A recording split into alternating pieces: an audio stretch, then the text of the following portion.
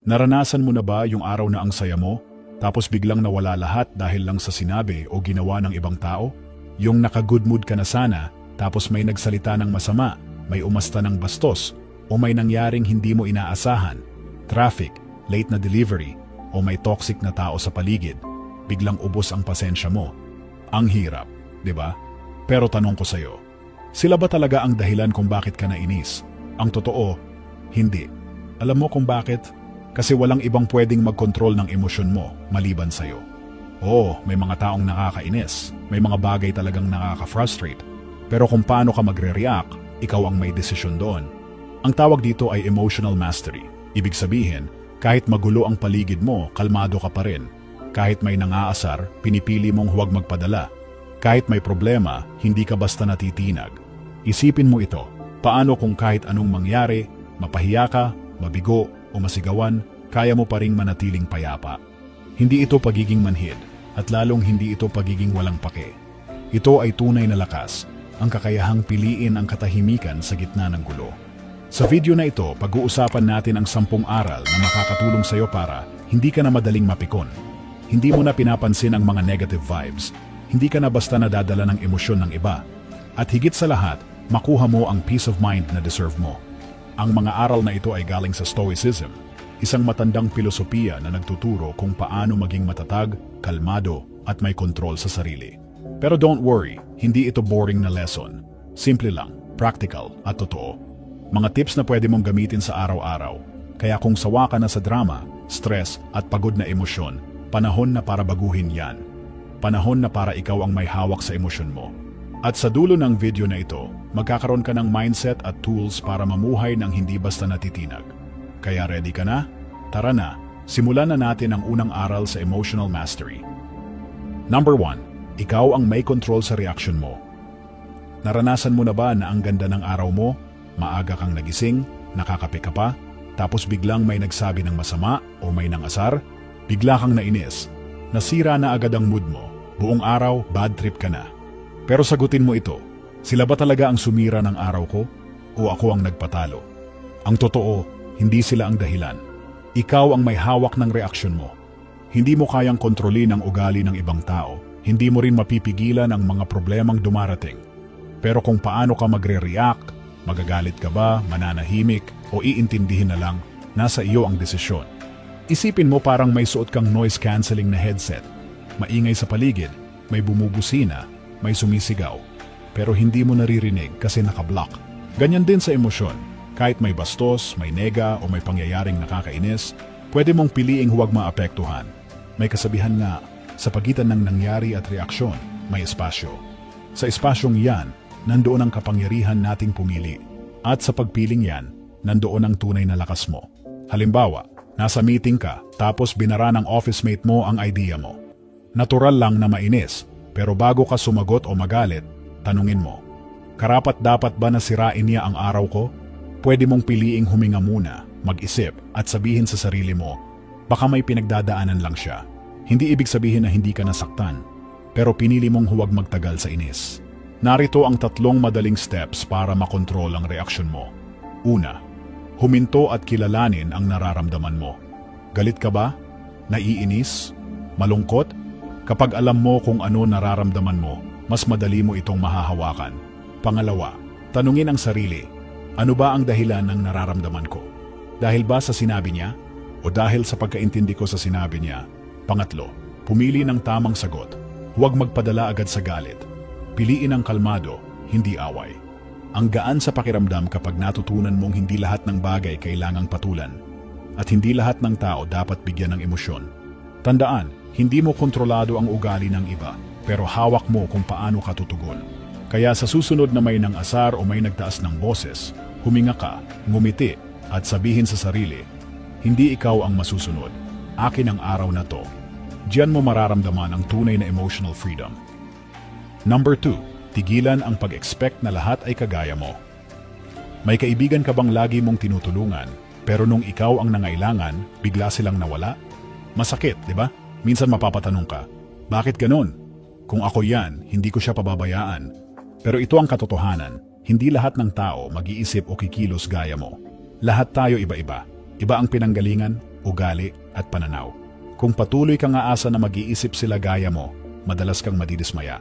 Parang ulan, hindi mo naman pwedeng utusan kung kailan siya babagsak. Ganon din sa mga tao, hindi mo sila kontrolado. Halimbawa, may office mate ka na laging sumisingit sa usapan o meeting. Nakakainis, di ba?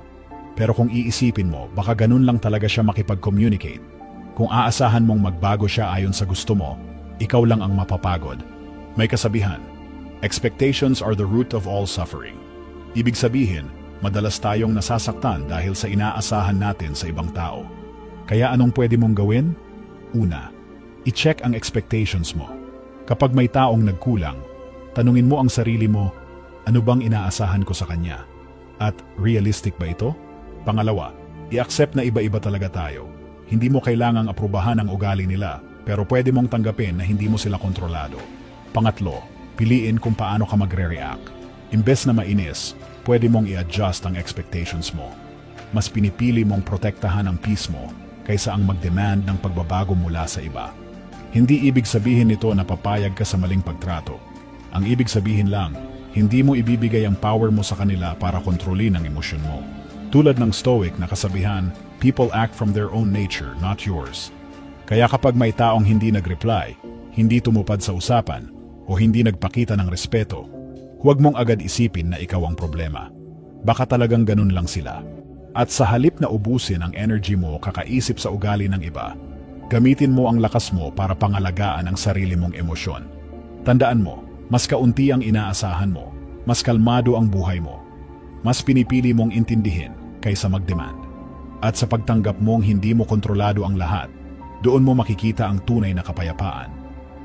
Number 3. Hindi kailangan laging tama ka. Naalala mo ba yung huling beses na nakipagtalo ka sa isang tao? Baka tungkol sa simpleng bagay, tulad ng tamang daan o kung sino ang huling nagbura ng file. O baka seryoso, gaya ng problema sa relasyon o trabaho. Habang tumatagal ang usapan, parang mas gusto mong patunayan na ikaw ang tama. Pero ang tanong, talaga bang kailangan mong manalo sa lahat ng argumento? Ang totoo, hindi. Minsan, gusto lang nating patunayan na tama tayo kasi feeling natin kapag nagkamali tayo, bumababa ang tingin ng iba sa atin. Pero ang pagiging laging tama ay nakakapagod.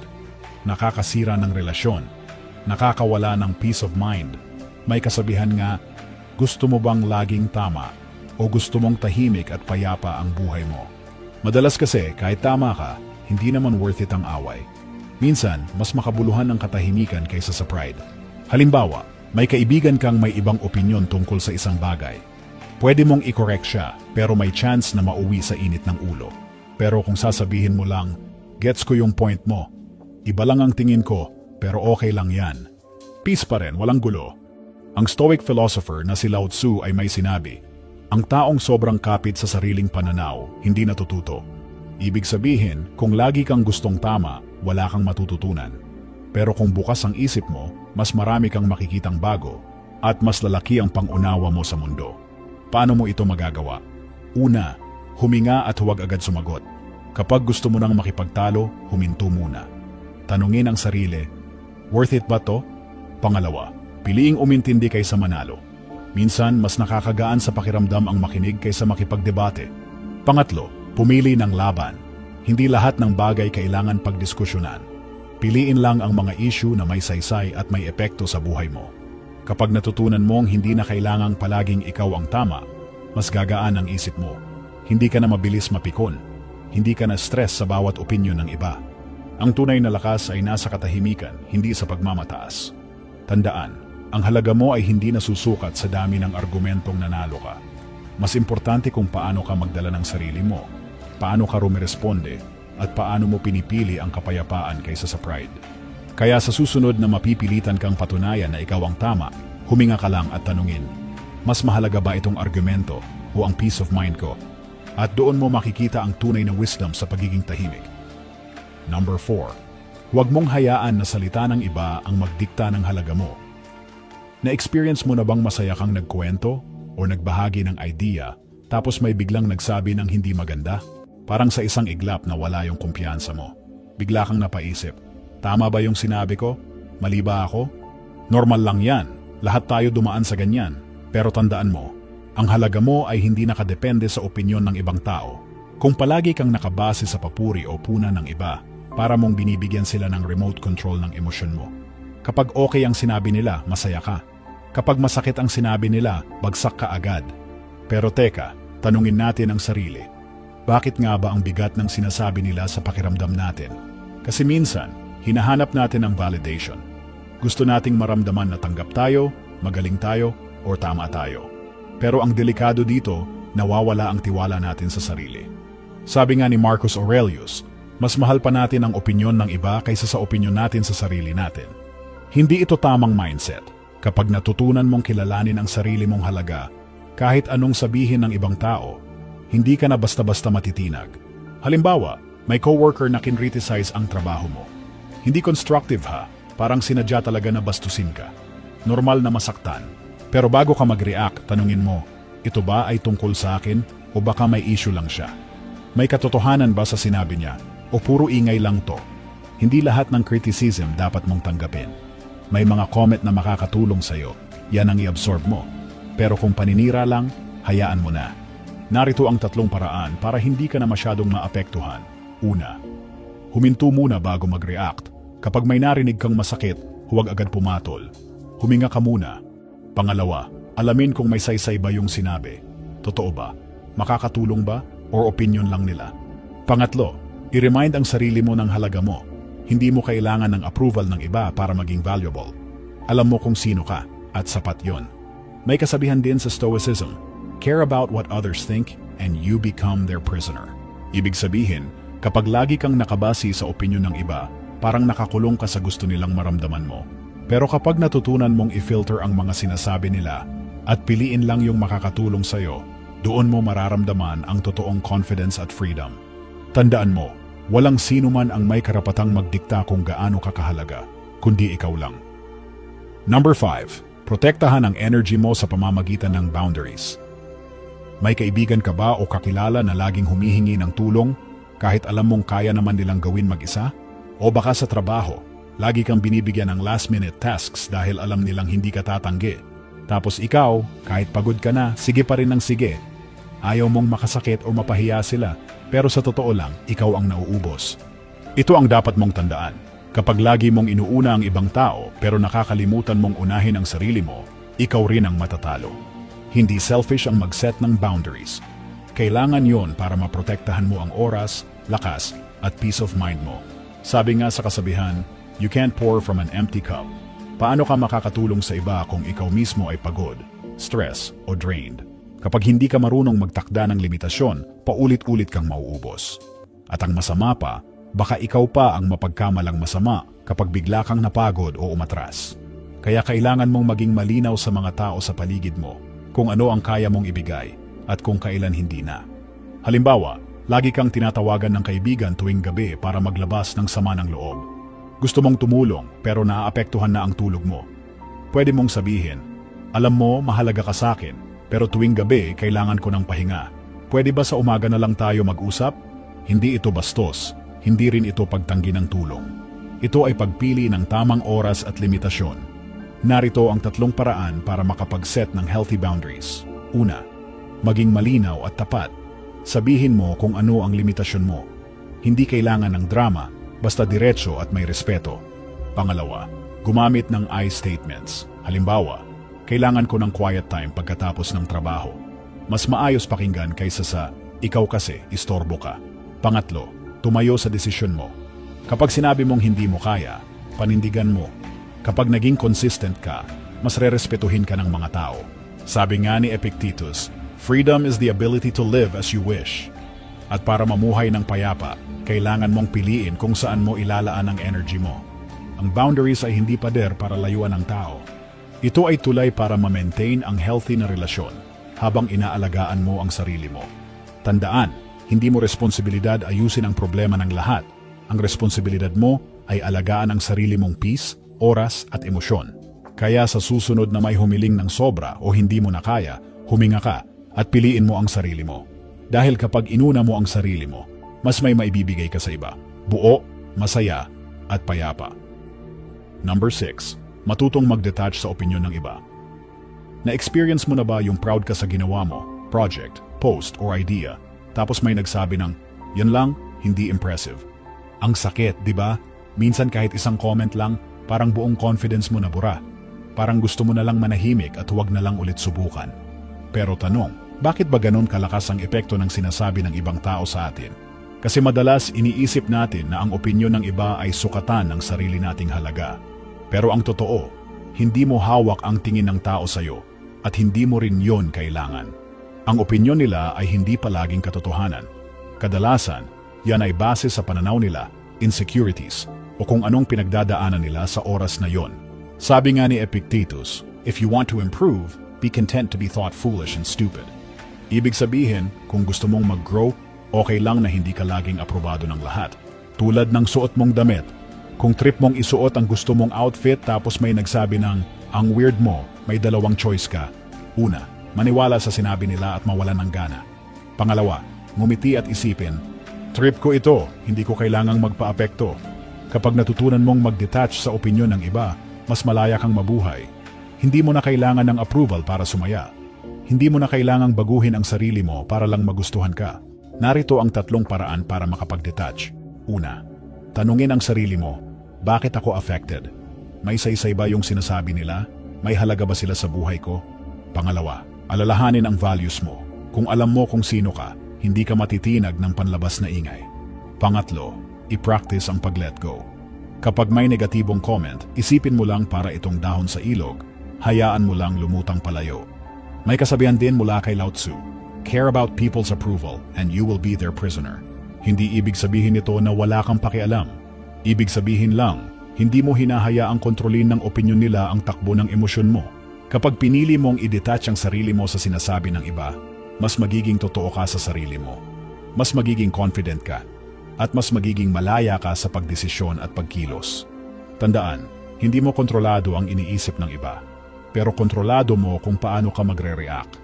Kaya sa susunod na may pumuna, pumintas o mambaba, huminga ka at tanungin, buhay ko ba ito o buhay nila?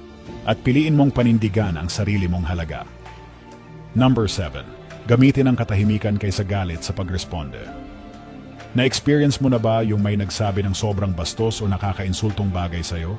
Yung tipong gusto mo talagang sagutin, murahin o ipahiya rin siya pabalik? Normal ang ganong reaksyon. Kapag nasasaktan tayo, automatic ang urge na gumanti. Pero ang tanong, sa pagbabalik ng init ng ulo, may napala ka ba o lalo ka lang napagod? Dito papasok ang isa sa pinakamakapangyarihang tools ng isang kalmadong tao, katahimikan. Oo, minsan, ang hindi pagsagot ang pinakamatalinong sagot. Hindi dahil duwag ka, kundi dahil ayaw mong sayangin ang peace of mind mo. Sabi nga ni Marcus Aurelius, the best answer to anger is silence. Kasi ang galit, parang apoy. Kapag pinatulan mo, para mong dinagdagan ng gasolina. Pero kapag pinili mong manahimik, kusa itong mamamatay. Halimbawa, nasa work ka tapos binara ka ng katrabaho mo sa harap ng lahat. Pwede kang pumatol at gawin itong malaking eksena. Pero pwede ka ring huminga ng malalim, tumahimik, at sabihin sa sarili, hindi ko kailangang ibaba ang sarili ko para lang matapatan siya. Ang katahimikan ay hindi pagtalikod sa laban. Ito ay pagpili kung kailan at paano ka lalaban. Narito ang 3 paraan para magamit ang katahimikan sa tamang paraan. Una, huminto bago sumagot. Kapag may nagsabi ng masakit, huwag agad gumanti. Pause. Breathe. Piliin mong mag-isip muna bago magsalita. Pangalawa, makinig ng hindi dumedepensa. Minsan, ang tao gusto lang ilabas ang inis nila. Makakatulong kung hayaan mo lang silang magsalita, habang ikaw ay nananatiling kalmado.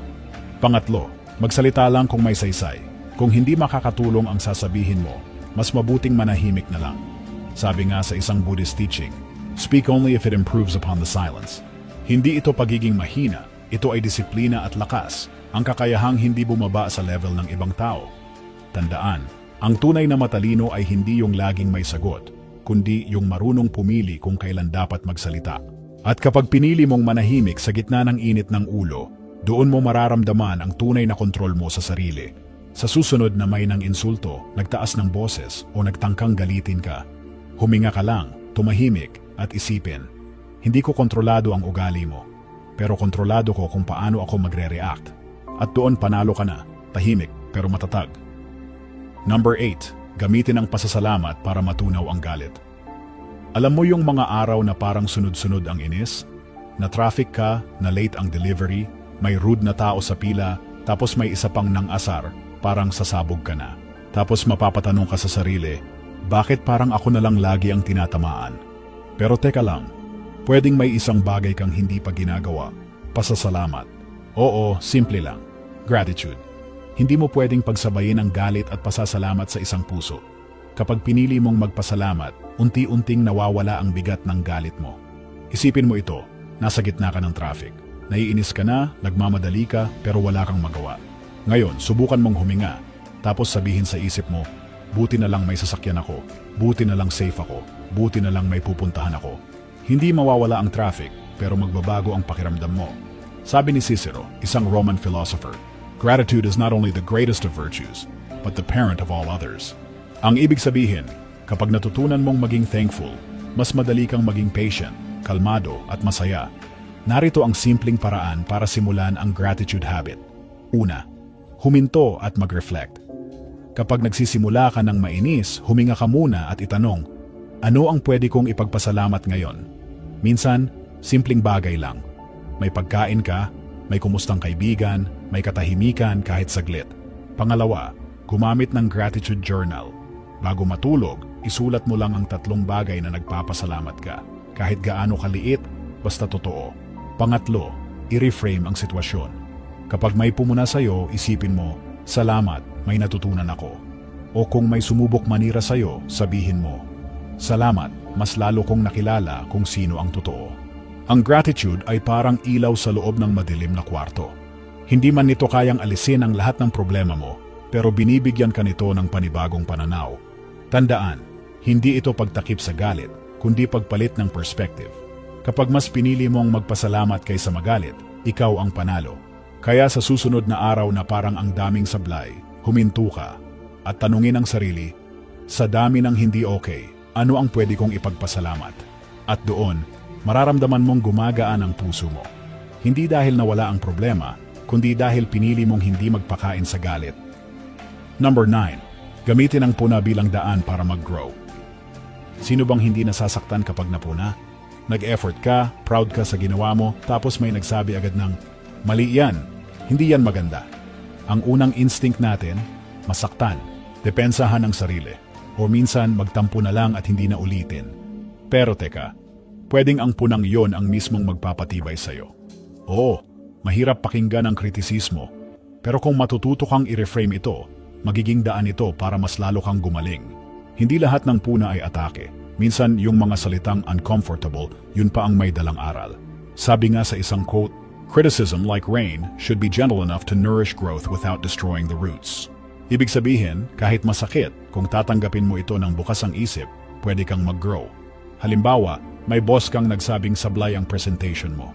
Pwede mong isipin, ay, gusto lang niya akong i-down. Pero pwede mo ring tanungin ang sarili mo, may punto ba siya? Ano bang pwede kong ayusin next time? Hindi mo kailangang palaging sumang-ayon. Pero kung may matututunan ka sa sinabi niya, panalo ka na. Narito ang 3 simpleng paraan para gawing tool ang kritisismo. Una, huminga bago mag-react. Kapag napuna ka, huwag agad mapikon. Pause. Tanggapin muna. Alamin kung may saysay ba ito. Pangalawa, suriin kung sino ang nagsabi. May tiwala ka ba sa taong ito? May karanasan ba siya? Concerned ba siya? O nambabatikos lang? Pangatlo, hanapin ang lesson. Kahit hindi maganda ang delivery ng puna, may chance na may leksyon pa rin. Piliin mo ang aral, itapon mo ang ingay. Sabi ni Epictetus, kapag may nagsabi ng masama tungkol sa'yo, isipin mo, buti nga yan lang ang alam niya. Kung alam niya lahat ng flaws ko, mas marami pa siyang masasabing pangit. Ang lalim, pero ang saya. Minsan kasi, tayo rin ang unang nagpaparusa sa sarili kapag napupuna. Pero kung ituturing natin ito na parte ng pag-unlad, hindi na ito babara sa atin. Tandaan, hindi mo kontrolado kung anong sasabihin ng tao. Pero ikaw ang may hawak kung paano mo ito tatanggapin. Sa susunod na may pumuna sa'yo, huwag mo agad tanungin, bakit niya sinabi yon? Bagkus, tanungin mo, ano kaya ang pwede kong matutunan dito? At doon, kahit hindi maganda ang pagkasabi, ikaw ang tunay na lumalago. Number 10. Matutong mag-let go para umusad. Isipin mo ito, Hawak-hawak mo ang isang mainit na uling. Galit ka, kaya gusto mong ibato sa taong nakasakit sa'yo. Pero habang hinihintay mo ang tamang oras, ikaw ang nasusunog. Ganyan ang galit, tampo, at sama ng loob. Habang hinahawakan mo sila, ikaw ang nasasaktan. Kaya ang tanong, bakit mo pa hahayaang manatili ang bigat sa puso mo kung pwede mo naman itong bitawan? Hindi madali ang mag-let go, lalo na kung sobra ang sakit o kung feeling mo hindi ka nabigyan ng hustisya. Pero tandaan mo, ang pagbitaw ay hindi pagpapatawad sa ginawa nila. Ito ay pagpapalaya sa sarili mo. Sabi nga ng Buddha, holding on to anger is like drinking poison and expecting the other person to die. Hindi sila ang nawawalan, ikaw. Kapag hindi ka marunong mag-let go, ikaw ang nauubos. Ikaw ang natatalo. Halimbawa, may kaibigan kang pinagkatiwalaan mo, pero pinagsalitaan ka sa likod. Pwede kang magalit, gumanti, o wag nang kausapin habang buhay. Pero habang pinipili mong hawakan ang galit, hindi mo namamalayang nadadala mo na ito kahit saan ka pumunta. Hindi ibig sabihin ng letting go na okay lang ang ginawa nila. Ibig sabihin lang, ayaw mo nang hayaan na ang nakaraan ang kontrolin ang ngayon. Narito ang 3 hakbang para unti-unting matutong mag-let go. Una, kilalanin ang nararamdaman mo. Tanggapin mo kung nasaktan ka.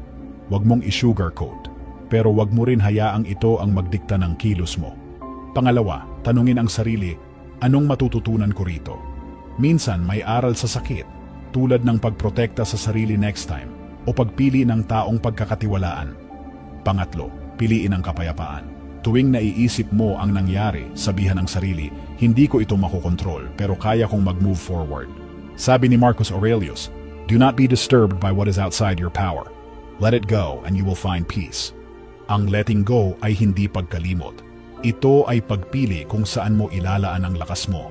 Imbes na sa sakit, sa galit, sa bakit niya yun ginawa, ibuhos mo sa sarili mong paghilom at pag-unlad. Tandaan, ang tunay na malakas ay hindi yung kumakapit sa sakit. Ang tunay na malakas ay yung marunong magbitaw para makausad. Sa huling chapter na ito, gusto ko lang ipaalala, hindi mo kontrolado ang ginagawa ng iba, pero kontrolado mo kung paano ka magpapatuloy. At sa bawat letting go, mas nagiging magaan, mas lumalalim ang peace mo, at mas lumalapit ka sa buhay na kalmado, buo at matatag. Ngayong napag-usapan na natin ang 10 aral tungkol sa emotional mastery, may isa lang akong gustong ipaalala sa'yo. Hindi mo kailangang maging bato. Hindi mo kailangang magpanggap na wala kang nararamdaman. Hindi mo rin kailangang laging matapang o walang emosyon. Ang goal ay maging matatag, pero kalmado. Marunong makinig, marunong huminga, marunong pumili ng tamang reaksyon kahit nakakainis na ang paligid. Kasi ang totoo, hindi natin